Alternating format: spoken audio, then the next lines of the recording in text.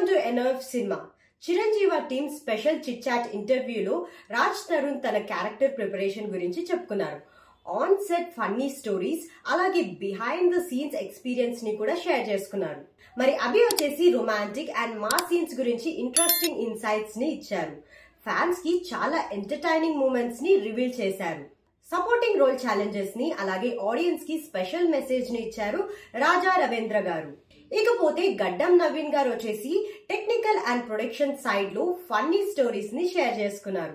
మరి మీరు కూడా ఈ స్పెషల్ ఇంటర్వ్యూని చూసి ఎంజాయ్ చేయండి. రాజా గారు, రాజ్ తరుణ్ గారు, మన టీజర్ రిలీజ్ అయింది చిరంజీవ, మంచి బజ్ వచ్చింది. అండ్ అలాగే November 7th సినిమా రిలీజ్ ఉంది. మీరు టీజర్ చూసి మీకు అంటే ఏంటి ఇప్పుడు యాక్టర్ అయిపోయి డైరెక్షన్ అయిపోయింది, యాంకర్ కూడా అన్ని చేస్తాను అంటే ఆల్ ఇన్ వన్ ఫీమేల్ యాంకర్ని పెడదాం అనుకున్నాము. ఫీమేల్స్ కంటే నువ్వు అన్నాను బాబోయ్ అంత లేదు, అంటే నేను ఫీమేల్ లాగా చూసారా సార్ ఎప్పుడు కూడా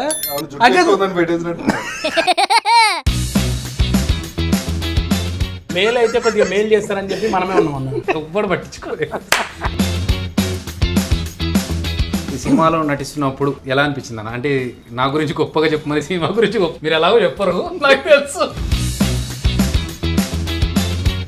మీ ఐడియా బాగుండింది, డిఫరెంట్ గా ఉంది. కథ చెప్పినప్పుడు అనిపించింది. ఇంతవరకు ఆ కాన్సెప్ట్ లో రాలేదు కదా. తన లైఫ్ ఇంకా ఎంతకాలం ఉందన్నదే హీరోకి కనిపించడం కొత్త కాన్సెప్ట్. సినిమా కూడా బాగా డీల్ చేశారు. బాగా డీల్ చేశారు అన్న దగ్గర ఈ సినిమా డీల్ చేశాను అంటే రీజన్ ఏంటంటే 24 గ్రాఫ్ట్స్ తో పాటు 25th గ్రాఫ్ట్ కూడా డీల్ చేశారు. వద్దు ఆయన అడగొద్దు అన్నారు, మళ్ళీ నాకు గెలక్క అంటే ఏంటి సార్ వద్దు రాజు గారు ఎందుకండి ఆయనకి అర్థమైంది సార్. నేను ఎన్నో ఏళ్ళ నుంచి సినిమా ఇండస్ట్రీలో ఉన్నా. నాకు పెద్దగా గొప్పగా ఎప్పుడే పేరు రాలేదు. తిరుగుతున్నా అన్ని సినిమాలు. జబర్దస్త్ వల్ల గడ్డం నవీన్ బయటపడ్డాడు.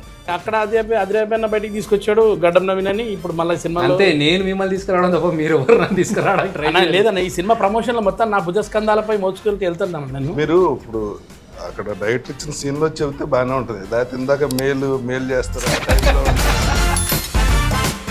ఉయ్యాల జంపాల తర్వాత మళ్ళీ మీరు ఇద్దరు కలిసి కాంబినేషన్ లో చేయడం చాలా రోజుల తర్వాత, ఇయర్స్. రాజా గారితో చేశాను కిరీటి. కట్ ఉయ్యాల జంపల్లో నేను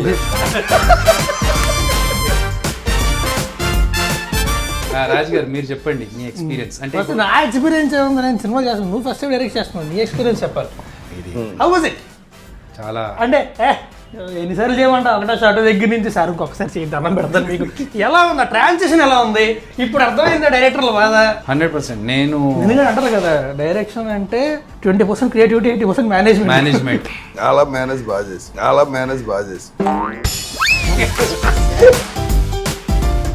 23 సంవత్సరాలు చేసిన యాక్టింగ్లో ఎప్పుడు ఇంత కష్టపడ్డం లేదు. ఈ సినిమా కోసం ఒక డైరెక్టర్గా అంటే అన్ని పనులు అన్ని దాని మీద. అంటే డైరెక్టర్ అంటే అసలు 24 క్రాఫ్ట్స్ ని అందరినీ డీల్ చేయాలి కదా. డీల్ చేయాలి, ప్లస్ టైమింగ్ ఉంటది. ఈ ఆర్టిస్ట్ వెళ్ళిపోవాలంటాడు, డేట్స్ లేవంటారు, అది అంటే చాలా ఉంటాయి టెన్షన్. డైరెక్టర్ అంటే అసలు అంత ఈజీ. అది కాక ఏంటంటే మొత్తం బ్లాకింగ్ అంతా చేసుకున్న తర్వాత ఆర్టిస్ట్ కు క్రియేటివిటీ ఉంటుంది.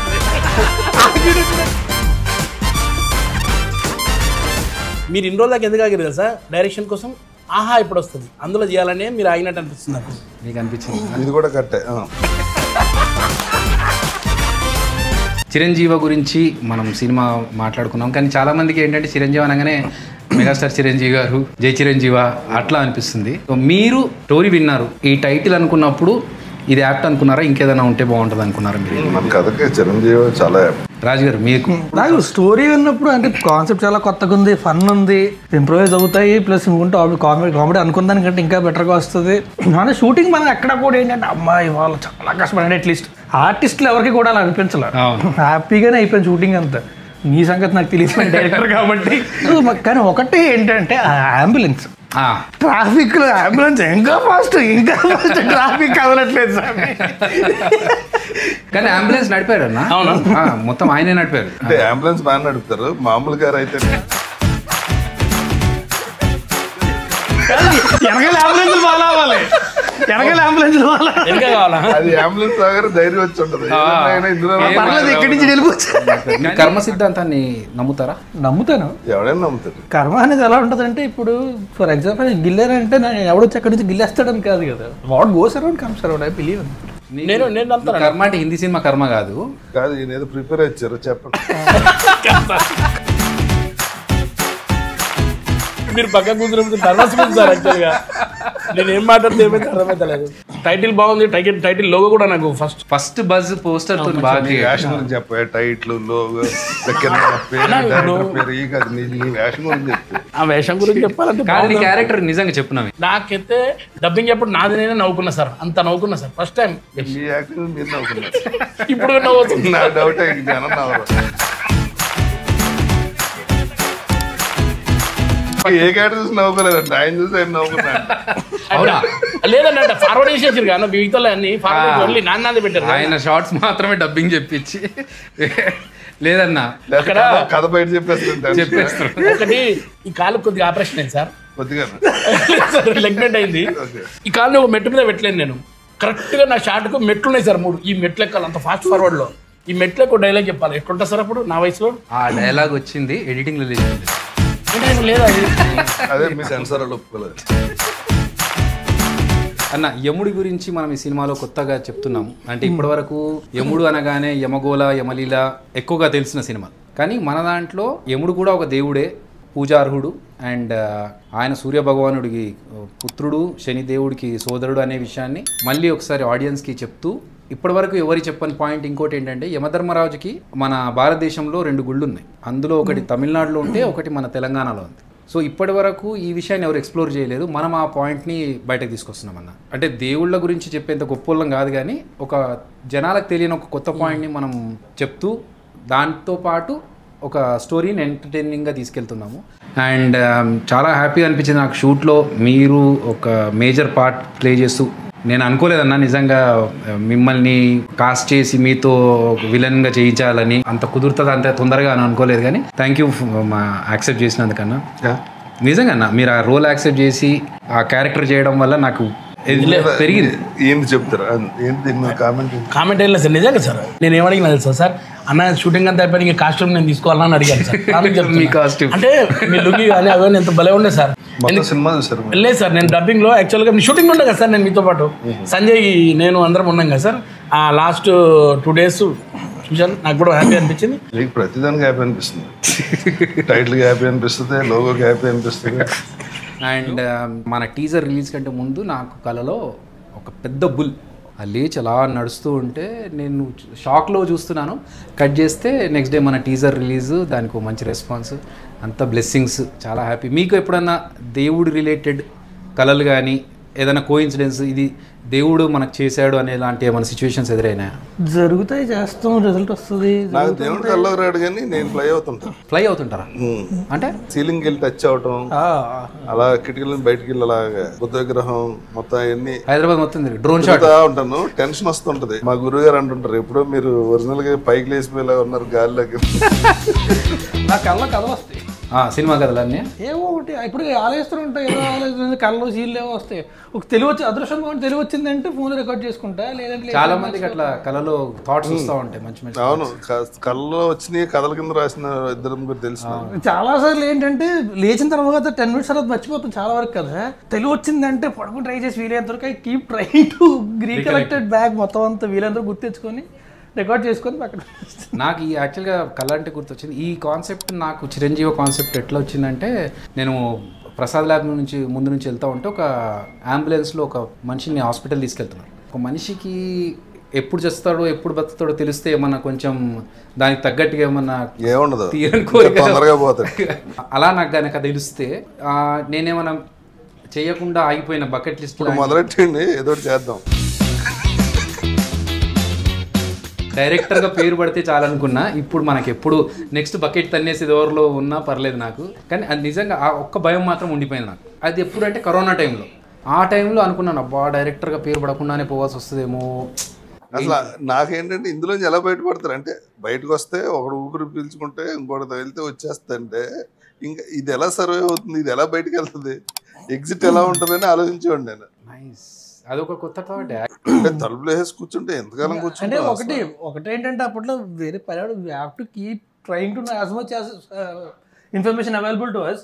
సో అప్పుడు ప్రతి ఒక్కటి చెప్పింది ఏంటంటే we will grow immune to it over time. అది ఎప్పటికో వద్దే.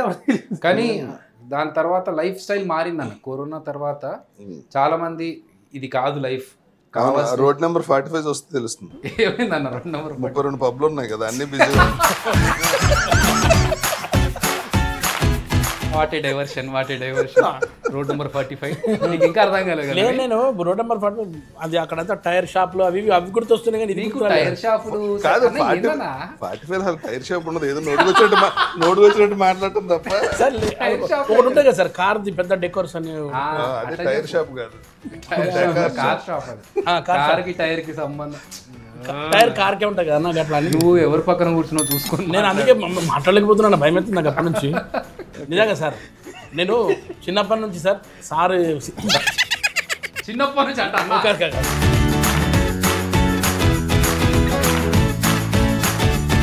ఇప్పటి నుంచి నేను ఎన్ని మీకు చూస్తున్నా సార్. నేను ఇందాక కూడా మీతో షేర్ చేసుకుని 3 ముక్కలాట సినిమా చేసినప్పుడు కూడా మీరు అప్పుడు ఎంత స్మార్ట్ అని ఇప్పుడు అట్లా ఉన్నారు సార్. అసలు ఇంత కూడా మాత్రం అస్సలు లేవు. నీ చిన్నప్పుడు అన్నప్పుడు దొబ్బింది ఇంకా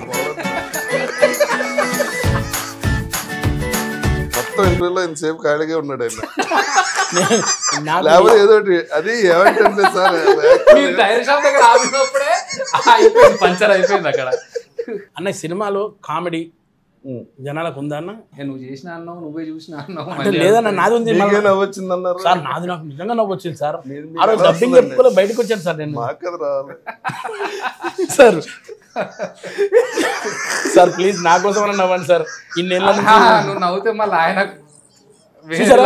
నేను నోట్ చేయకుండా ఎంత నవ్వుతున్నాను అన్న అంటే ఖచ్చితంగా మీరు సినిమా ఇద్దరు ఏదో వేసుకున్నారు జోక్. వాళ్ళిద్దరు కళ్ళతో మాట్లాడుకొని ఏదో జోక్ వేసుకున్నారు నీ మీద. పోనీ మీరు ఆ సీన్ చేసినప్పుడు మీకు వచ్చిందా? మీకు వస్తుందిలేదు అన్న. మనది రాజమండ్రి అక్కడే గోదావరి జిల్లా భీమవరం. అందరికి చిన్నప్పుడు ఏదైనా స్కూల్ ఉంటుందా అన్న? ట్రైనింగ్ వాటర్ ఉంటుంది, వాటరా? Super. What was the day? ఈ రోజు షూటింగ్ ప్రాపర్గా అయిపోయి చాలరా బాబు, మిగతా అంతా మేనేజ్ చేసుకున్నాం. ఇవాళ మాత్రం సూపర్. ఎవ్రీడే 6 o'clock అనిపిస్తుంది. ఒక నిమిషం 6:30 దాటితే ఖాళీ సీట్ కదా, ప్రొడ్యూసర్ ఎదురుగుండా నుంచి కూర్చుని ఇలా అంటుంటే కానీ ఏదో రకంగా ఇది అయిపోతే బాగుండ్రా బాగుంటుంది. ఆ సిచ్యువేషన్ రాలేదన్న. అంటే 6:30 లోపు అన్ని 6:30 లోపు ఫినిష్ చేసాము. ఒక్కరోజు మాత్రం ఆ రోజు నేను ఉన్నాను. ఈ రోజు ఈ పూట గడిస్తే చాలరా బాబు, షూటింగ్ క్లియర్గా అయిపోతే చాలా అనుకున్నది మనం కంటైనర్ యాడ్ చేస్తున్నప్పుడు కుకట్పల్లి దగ్గర. ఆ రోజు అన్న ఫుల్ వర్షం ఉందని ఫోర్కాస్ట్. ఈ రోజు భారీ వర్షాలు ఉన్నాయన్నారు. భారీ వర్షం ఉన్నప్పుడు ఎప్పుడు పడదలే. కానీ ఆ రోజు 2 సార్లు మీకు గుర్తుంటే 11 o'clock అంటే ఇంకా మేము ఫాస్ట్ షూట్ చేసేస్తున్నాము. 11 o'clock అనుకున్నాం, పడలేదు. మళ్ళీ రాజు వచ్చి 1 గంట కానీ వచ్చింది బ్రో మెసేజ్ ఇప్పుడే, 1 గంట ఖచ్చితంగా పడుతుంది అంటే పడొద్దు అనుకుని మొక్కుకొని చేసాము. దేవుడి దేవల్ల అసలు ప్యాకప్ తర్వాత పడ్డది. ప్యాకప్ తర్వాత మనం మొత్తం అయిపోయి 6:30కి బయలుదేరినప్పుడు అప్పుడు పడ్డది. సో ఆ రోజు నాకు చాలా టెన్షన్ గా, ఎందుకంటే మనం అనుకున్న టైం లైన్ లో అప్పటికే చాలా సార్లు పుష్ అవుతూ వచ్చింది కదా. కరెక్ట్. అది ఒకరోజు చేద్దాం అనుకున్నాం, అప్పుడు అవ్వలేదు, కుదరలేదు. అప్పుడు ఆ రోజు చేయడం, సో ఇంకో రోజు చేద్దాంలే అని చెప్పి పుష్ 2-3 సార్లు పుష్ అయిన తర్వాత కథ అంతా రాసు. హీరోకి పైన మీటర్లు కనబడతాయి, పక్క వాళ్ళ ఆయుష్ తెలుస్తుంది, అంతా ఓకే. అక్కడి నుంచి ఫన్ అవని కాన్ఫ్లిక్ట్స్ చాలా ఉంటాయి, చాలా థ్రెడ్లు ఉంటాయి, అన్నీ ఉంటాయి. బట్ మెయిన్ థాట్ నీకు ఎక్కడి నుంచి వచ్చింది? ఇంతకుముందు చెప్పిన దానికి ఎక్స్టెన్షన్. ఇప్పుడు నేను సేమ్ అంబులెన్స్ చూసా. అంబులెన్స్ కాదన్నా, అంబులెన్స్ వెళ్తుంది కదా, వెళ్తున్నప్పుడు ఆ పర్సన్ అదే ఈయన బ్రతుకుతాడో చస్తాడో అది తెలిస్తే బాగుండు అనుకున్నప్పుడు నేను కార్లో రేడియోమీటర్ చూస్తూ ఉన్నా. మనది స్పీడోమీటర్ ఉంటుంది పక్కన, పెట్రోల్ది ఎంత ఉంటుంది కదా.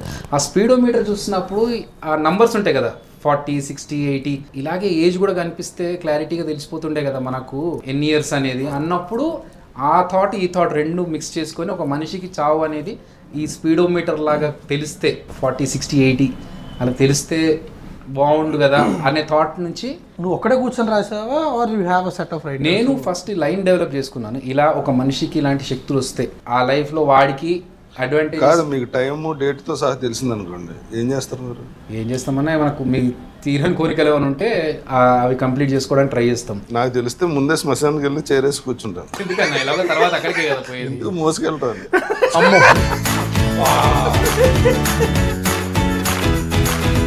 ఒక ఒక స్టేజ్కి వచ్చిన తర్వాత ఇంకా చాలే మన కోసం మనం బతకాల్సింది బతికేసాం అన్నప్పుడు ఇంకొక ఏదన్నా సోషల్ సర్వీస్ చేయడమనో లేకపోతే యానిమల్స్ని చూసుకోవాలనుకోనో ఇట్లాంటి కొన్ని ఉంటాయి. అదొకటి ఉందన్న, షెల్టర్ లాగా పెట్టేసి స్ట్రే డాగ్స్కి యానిమల్స్కి అట్లాంటి వాటికి. రాజకీయాలు వెళ్ళిపోవాలి, రాజకీయాలు పోయి ఏదైనా మంచి పని చేద్దాం. మంచి పని చేయాలి రాజకీయాలు అసలు అంటే అప్పుడైతే పవర్ రాజకీయాలు అంటే ఏంటి? రాజకీయం అంటే సార్ ఫస్ట్ మన వార్డ్ మెంబర్. మీకు అంత టైం లేదుగా. Ward member, MLA, minister, CM అంటే అయితే బజ్జీలు అనుకున్నారండి. కాదు, వార్డు మెంబర్ అంటేనే ఎక్కువ, అసలు ఐడియా కూడా లేదు దీనికి రాజకీయం అంటే. లేదు సార్, ఇప్పుడు పవర్ కావాలంటే అది రాజకీయం లేదు కరెక్ట్గా ఉంటుందని నేను అనుకుంటున్నాను. పవర్ కావాలంటే జనరేటర్ కొనుక్కోండి, మీకు పవర్ ఎందుకు? ఏదో చెప్పకండి సార్, సీరియస్. ఇప్పుడు సీరియస్ చెప్తా సార్, చాలా సీరియస్. ఇప్పుడు మన సినిమాలో హీరోకి మీటర్ కనిపిస్తుంది కదా, నీకు అలా మీటర్ కనిపించే పవర్ వస్తే నువ్వేం చేస్తావు? ఫస్ట్ గడ్డగించుకుంటాను. హీరో గారు ఏం చేస్తున్న పనులు అవే నేను కూడా చేస్తే బాగుంటుందేమో అనిపించింది నాకు కూడా. ఏం చేశాడండి? అయ్యో పైసలు వసూలు రాత్రి అమ్మ చెప్తే మళ్ళీ మొత్తం స్టోరీ రివీల్ అవుతుంది కదా సార్. అంత మీరు రివీల్ మీకు వాళ్ళకి అర్థం తెలియదని అర్థమైంది. లేదు సార్, తెలుసు సార్. ఒక పని ఏం చేశాడు చెప్పండి. వదిలే, నీకు అర్థమైందని అర్థమైంది, నీకు వదిలే. సినిమాలో చూస్తే బాగుంటది. లేదు సార్, ఏదైనా అన్న ఆ సీన్ మేజర్ సీన్ లో ఉంటాడన్నా, తెలీదు.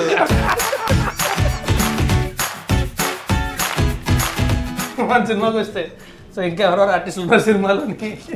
రాజ్ తరుణ్ తో పాటు ఉషిత, రాజా రవీంద్ర గారు మెయిన్ విలన్ గా చేస్తున్నా. నేనే మెయిన్ విలన్. మీరే విలన్ అన్న, మెయిన్ విలన్ మీరే. నేను అందుకే అన్నాను మీరు విలన్ గా చేయడం మాకు చాలా హ్యాపీ అన్న, ఎందుకంటే అంటే మీకంటే పెద్ద యాక్టర్ ఉన్నారు కాదు, ఆయనకేమో ఉన్న కథ ఒక సీన్లో ఆయన ఉన్నాడు, ఒక సీన్ కథ చెప్పేసారు అంటున్నారు.